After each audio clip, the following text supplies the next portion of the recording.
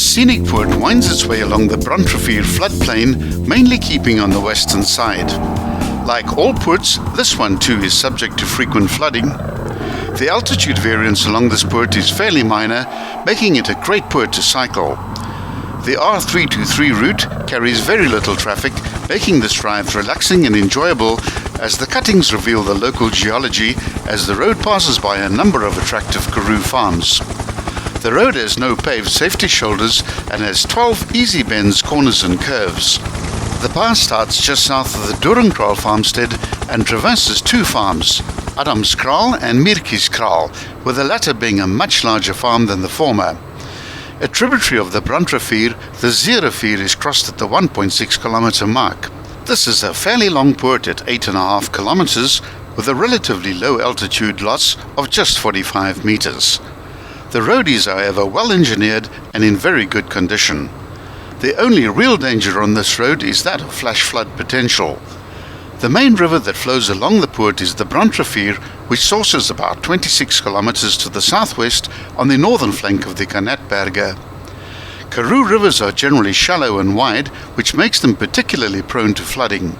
The area where this poort is located contains three such rivers.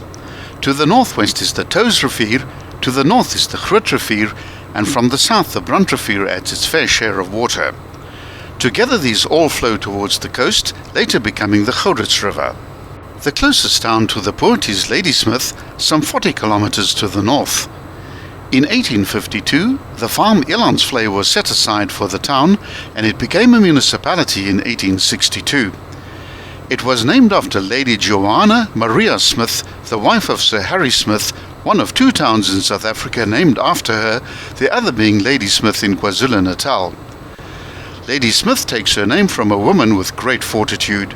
Young Joanna de Leon became the 14-year-old bride of Sir Henry George Wakeland Smith in the early 1800s. Thereafter known simply as Mrs. Henry Smith or Lady Smith.